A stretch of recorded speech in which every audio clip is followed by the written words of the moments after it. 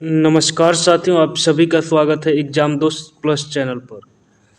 साथियों, जैसा कि आप सभी जान रहे हैं कि चैनल पर एक जो प्रैक्टिस सेट है वो चैनल पर ऑलरेडी चलाया जा रहा है, परंतु बहुत से मित्रों का ये कमेंट आ रहा है कि सर थ्योरी का भी पोर्शन करवा दीजिए। तो साथियों, जो 9 नवंबर को पेपर है तो थ्योरी पूरा करवाने में क्या है कि समय बहुत ज़्यादा लगेगा और थ्योरी में इंटरेस्ट नहीं आता है। लेकिन इस चैनल पर एक जो नया इनिशिएटिव शुरू किया जा रहा है 9 नवंबर को फॉरेस्ट गार्ड की परीक्षा को लेकर, कि यहाँ पर जैसे आप देख रहे हैं कि यहाँ पर जो टॉपिक हैं तो ये 15 टॉपिक हैं। तो आपको प्रैक्टिस सेट में क्या हो रहा है कि वहाँ पर पूरा मिक्स क्वेश्चन आता है, लेकिन यहाँ पर ये कोशिश की जाएगी कि पर्सनल टॉपिक से जो पर्टिकुलर क्वेश्चन पूछे जा रहे हैं उस क्वेश्चन को सॉल्व करा दिया जाएगा। और वो उस क्वेश्चन को पूरा एक्सप्लेनेशन के माध्यम से अगर पूरा पढ़ा जाएगा तो आई थिंक कि पूरा थ्योरी भी कंप्लीट हो जाएगी। तो यहाँ पर उसी के तरह से तैयारी जो करवाई जाएगी, तो यहाँ पर एक मैं अलग से नई प्लेलिस्ट बना दूंगा, जहाँ पर आप देख रहे हैं कि जैसे पहला जो विषयगत ज्ञान है तो इसमें जो पहला जो आप टॉपिक है उसमें राष्ट्रीय उद्यान एवं पक्षी विहार। तो यहाँ पर हम जो इस टॉपिक से क्वेश्चन है उन क्वेश्चंस को करेंगे और पूरा उनका एक्सप्लेनेशन देखेंगे, तो यहाँ से उस पर्टिकुलर टॉपिक का पूरा थ्योरी के साथ वो कंप्लीट हो जाएगा। आइए, तो यहाँ से जैसे देखते हैं कि जो पहला टॉपिक है कि राष्ट्रीय उद्यान एवं पक्षी विहार। तो यहाँ पर हम जो पूरा इसको पढ़ने में और समझाने में काफ़ी वक्त लगेगा, तो इससे अच्छा कि इन जो पूरा निचोड़ यहाँ से क्वेश्चन जो पूछे गए हैं और उन क्वेश्चंस को एक्सप्लेनेशन के माध्यम से देखेंगे, तो आई थिंक कि पूरा थ्योरी भी कंप्लीट हो जाएगी और समय भी कम लगेगा और इंटरेस्ट भी बना रहेगा। बाकी जो प्रैक्टिस सेट है 15 प्रैक्टिस सेट, उसको आपको एग्ज़ाम दोस्त चैनल पर पूरा प्रोवाइड किया जाएगा डे बाय डे, जिससे और बाकी साथ में अगर ये वाली जो मैं इसका भी अलग से प्रैक्टिस सेट बना दूंगा, जो प्लेलिस्ट बना दूंगा। आप देखिए, ये जो पूरा पहला जो टॉपिक है उससे संबंधित सारे क्वेश्चन पूछे जाएंगे। बाकी यहाँ पर जो एक्सप्लेनेशन पढ़ेंगे तो पूरा थ्योरी भी कंप्लीट हो जाएगा। और बाकी प्रैक्टिस सेट वाला आप देख ही रहे हैं, तो ये जो है इसका मैं अलग से प्लेलिस्ट बना दूंगा, तो इसमें जो टॉपिक वाइज सारे प्रश्न होंगे और उनका एक्सप्लेनेशन भी होगा, तो जिससे आपका विषय जो गत ज्ञान है उस पर कंप्लीट जो है पकड़ अच्छी खासी बन जाएगी। तो आइए शुरुआत करते हैं समय बिना वेस्ट किए। पहले प्रश्न से शुरुआत करेंगे।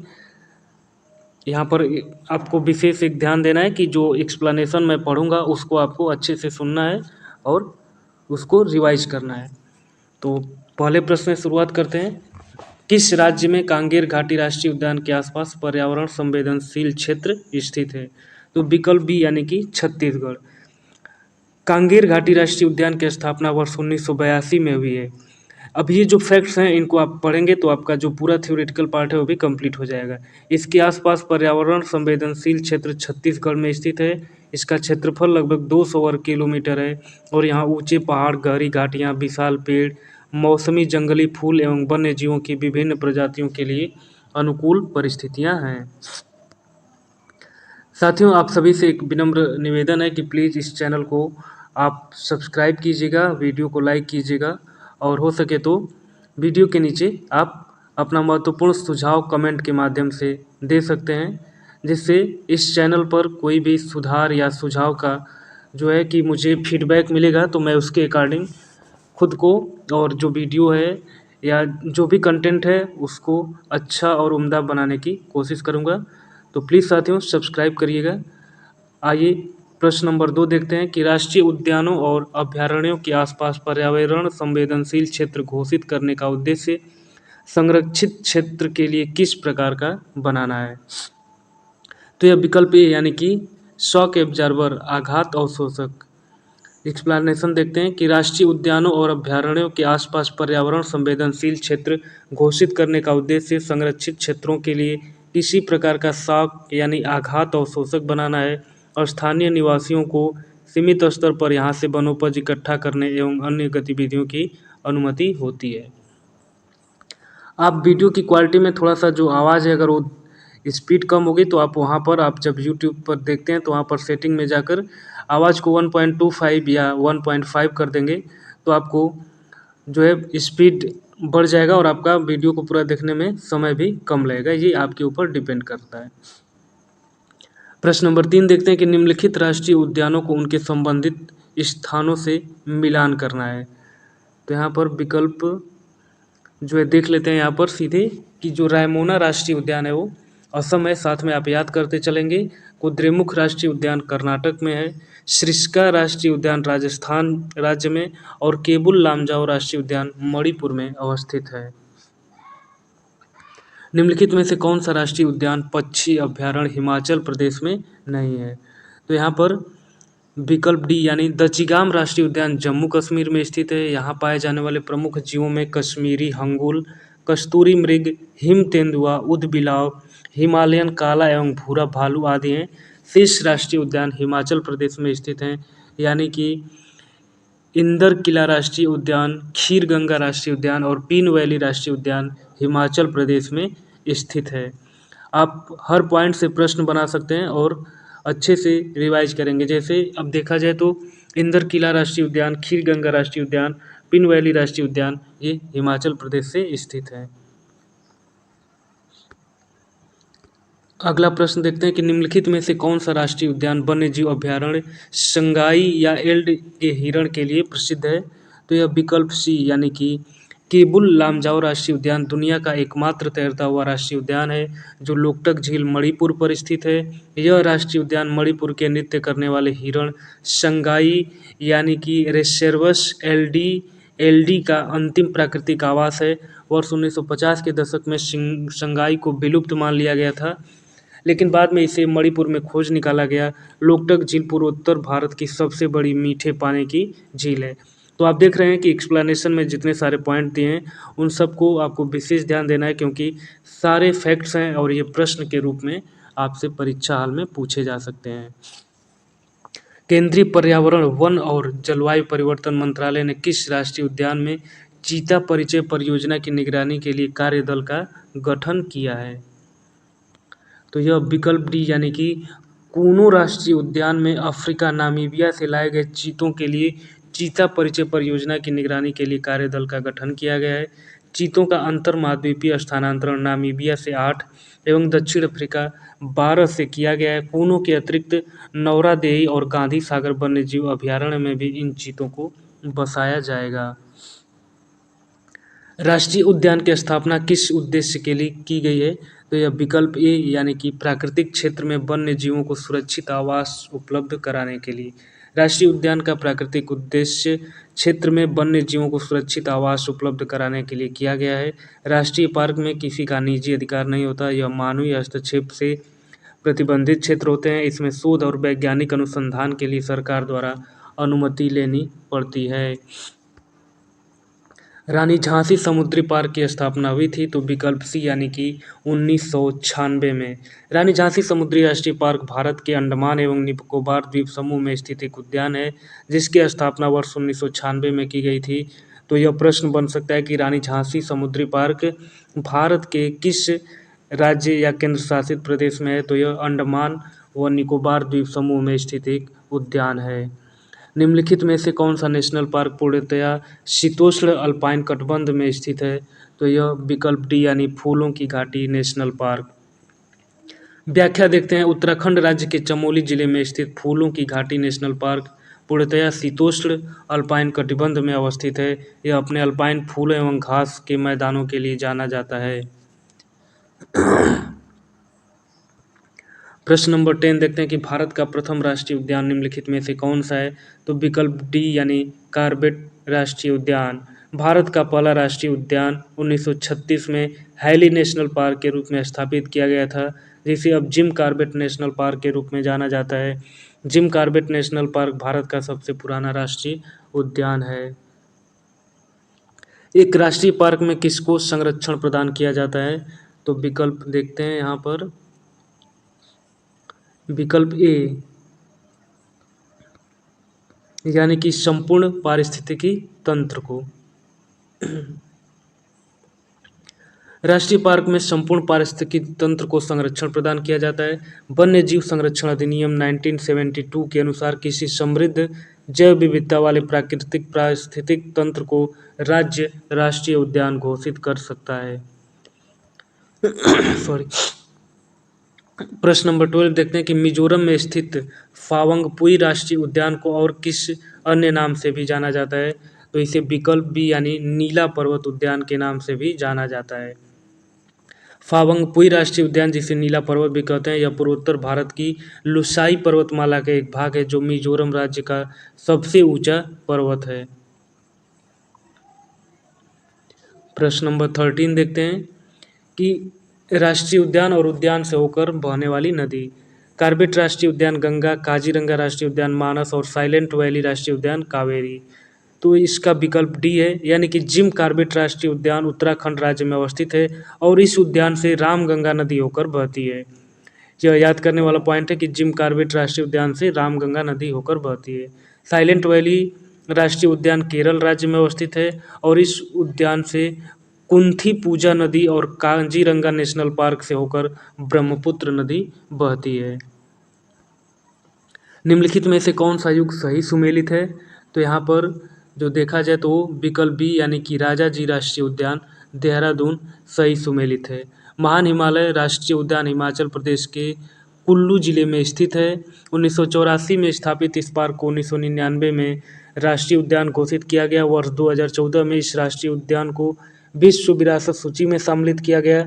राजा जी राष्ट्रीय उद्यान देहरादून में तथा केवला देव राष्ट्रीय उद्यान भरतपुर में अवस्थित है, जबकि वन विहार राष्ट्रीय उद्यान मध्य प्रदेश में अवस्थित है।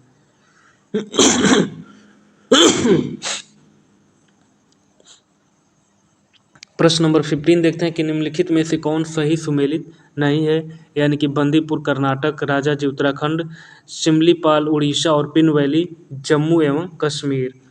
तो विकल्प डी यानी पिन वैली राष्ट्रीय उद्यान भारत में हिमाचल प्रदेश के लाहौल एवं स्पीति जिले में स्थित है, जबकि उपयुक्त अन्य विकल्प सुमेलित हैं। निम्नलिखित में से किस एक में राष्ट्रीय उद्यानों की संख्या अधिकतम है? तो यह विकल्प बी यानी कि मध्य प्रदेश। मध्य प्रदेश राज्य में देश के सर्वाधिक राष्ट्रीय उद्यान है। यहाँ उद्यानों की संख्या 12 है तथा यहाँ पर 24 वन्य जीव अभ्यारण्य और 3 बायोस्फीयर रिजर्व हैं। असम राज्य में 7 राष्ट्रीय उद्यान हैं। निम्नलिखित में से कौन सा युग्म सुमेलित नहीं है? तो विकल्प डी यानी कि अब सही सुमेलन देख लेते हैं यहाँ पर। तो ग्रेट हिमालयन राष्ट्रीय पार्क जो है वो हिमाचल प्रदेश में स्थित है। दचीगाम राष्ट्रीय पार्क जम्मू और कश्मीर में है। गिर राष्ट्रीय पार्क गुजरात में और कैंपबेल बे राष्ट्रीय पार्क अंडमान एवं निकोबार द्वीप समूह में स्थित है, न कि पश्चिम बंगाल में। निम्नलिखित में से कौन सा राष्ट्रीय उद्यान लायन टेल मैकाक यानी सिंह बंदर पुंछ का गृह है? तो यह विकल्प डी यानी कि शांत घाटी। सिंह पुंछ बंदर लायन टेल पश्चिमी घाट में स्थित शांत घाटी में पाए जाते हैं। इनका वैज्ञानिक नाम मकाका सिलेनस है। प्रश्न नंबर 19 देखते हैं। यहाँ पर सुमेलन करना है राष्ट्रीय उद्यान और राज्य से। तो यहाँ पर डायरेक्ट आंसर देखते हैं। जो मानस राष्ट्रीय उद्यान है वो असम राज्य में है। वाल्मीकि जो है बिहार में, सलीम अली जम्मू एवं कश्मीर में और सुल्तानपुर हरियाणा राज्य में स्थित राष्ट्रीय उद्यान है। भारत में कितने राष्ट्रीय उद्यान हैं? तो यह विकल्प डी यानी मई 2022 तक के नवीनतम आंकड़ों के अनुसार भारत में कुल 106 राष्ट्रीय उद्यान हैं, जो लगभग 4372.42 वर्ग किलोमीटर क्षेत्र पर विस्तृत है। निम्नलिखित में से कौन सा सुमेलित नहीं है? तो यहाँ पर देख लेते हैं सुमेलन की स्थिति में कि अंशी राष्ट्रीय उद्यान जो है वो कर्नाटक में स्थित है। बांधवगढ़ राष्ट्रीय उद्यान मध्य प्रदेश में, भितरकनिका राष्ट्रीय उद्यान उड़ीसा में और बाइसन राष्ट्रीय उद्यान त्रिपुरा राज्य में अवस्थित है। निम्नलिखित में से कौन सा पक्षी अभ्यारण्य नहीं है? तो यह विकल्प डी यानी कि कार्बेट। कार्बेट नेशनल पार्क है, जबकि कोल्लेरू, मंजीरा तथा नेलापट्टू पक्षी अभ्यारण्य हैं। जहाँ पर सुमेलित नहीं है हमको बताना है। तो यहाँ पर देख लेते हैं, डायरेक्ट आंसर देखते हैं कि दिल्ली जो है ओखला पक्षी अभ्यारण्य यहाँ पर स्थित है। चंडीगढ़ में सिटी पक्षी अभ्यारण्य, बिहार में सरैया मेन और गुजरात में नाल सरोवर जो है पक्षी अभ्यारण्य अवस्थित है। यहाँ पर पक्षी अभ्यारण्य और राज्य से संबंधित देखना है। तो यहाँ पर देख लेते हैं डायरेक्ट कि सही सुमेलन कौन सा है। यानी कि मयानी पक्षी जो अभ्यारण्य है वो महाराष्ट्र में, वेदाथंगल तमिलनाडु में, भरतपुर राजस्थान में और सलीम अली जो है गोवा में स्थित है। एक सलीम अली से जो है जम्मू कश्मीर में भी ऊपर प्रश्न में दिखाई दिया है और यहाँ पर गोवा भी लिखा है, तो इस पर थोड़ा सा ध्यान दीजिएगा। भारत का सबसे बड़ा पक्षी अभयारण्य कौन सा है? तो यह विकल्प सी यानी कि भरतपुर। भरतपुर पक्षी अभयारण्य, जिसे अब केवलादेव घाना राष्ट्रीय उद्यान के रूप में जाना जाता है, यह भारत तथा एशिया का सबसे बड़ा पक्षी अभयारण्य माना जाता है। बाणगंगा नदी अभयारण्य के हिस्से के चारों ओर बहती है और उसके पूर्वी और दक्षिणी भागों में सीमा के रूप में कार्य करती है। तो यह एक फैक्ट है कि बाणगंगा नदी जो है भरतपुर पक्षी अभयारण्य के चारों तरफ बहती है। कीटम पक्षी अभयारण्य कहाँ अवस्थित है? तो यह विकल्प डी यानी कि सिक्किम में। कीटम पक्षी अभयारण्य सिक्किम में अवस्थित है। यहाँ पर लगभग तितलियों की 200 से अधिक प्रजातियों का प्राकृतिक आवास है। नामची, क्योजिंग, खंगला, टेमी टी गार्डन आदि यहाँ के प्रमुख पर्यटन स्थल हैं। भारत का प्रथम तितली उद्यान कहाँ पर स्थित है? तो यह विकल्प ए यानी कि भारत का प्रथम तितली उद्यान बनरघट्टा जैविक उद्यान है, जो बेंगलुरु में स्थित है। यहाँ लगभग 7.5 एकड़ के क्षेत्र में फैला हुआ है।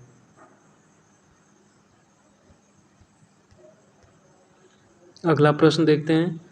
नवाबगंज पक्षी विहार, गोंडा, ओखला पक्षी विहार उन्नाव, समसपुर पक्षी विहार गाजियाबाद और पार्वती रंगा पक्षी विहार रायबरेली है। तो यहाँ पर सुमेलन करना है। तो यहाँ पर सही सुमेलन होगा कि नवाबगंज पक्षी विहार जो है वो उन्नाव जिले में है। ओखला पक्षी विहार गाजियाबाद, समसपुर पक्षी विहार रायबरेली और पार्वती रंग पक्षी विहार जो है गोंडा जिले में स्थित है। भारत में कुल कितने पक्षी अभयारण्य हैं? तो यह विकल्प बी यानी कि भारत में कुल 72 पक्षी अभयारण्य है। वन्य जीव अभयारण्य की संख्या 567 है तथा बाघ अभयारण्य की संख्या 53 है। भारत में लगभग 1210 प्रजाति के पक्षी पाए जाते हैं। करेरा अभयारण्य है, तो यह विकल्प बी यानी कि मध्य प्रदेश में। करेरा वन्य जीव अभयारण्य मध्य प्रदेश के शिवपुरी जिले में वर्ष 1981 में स्थापित किया गया था। यह मूल रूप से ग्रेट इंडियन बस्टर्ड तथा स्थानीय पक्षी प्रजाति की सुरक्षा के उद्देश्य से बनाया गया था। बखीरा पक्षी विहार जहाँ स्थित है वह जगह है, तो बखीरा पक्षी विहार बस्ती वर्तमान में संत कबीर नगर में स्थित है। यह अभयारण्य बड़ी संख्या में मध्य एशियाई पक्षियों की प्रजातियों के लिए सर्दियों में सुरक्षित और अनुकूल स्थान प्रदान करता है। इसे वर्ष 2022 में रामसर स्थल घोषित किया गया है। तो इस तरह से साथियों आपने देखा कि जो चैप्टर 1 है उससे संबंधित सारे प्रश्न हमने यहाँ पर कर लिया। तो बाकी के जो 15 चैप्टर हैं उनसे भी संबंधित सारे प्रश्न आपको इस चैनल पर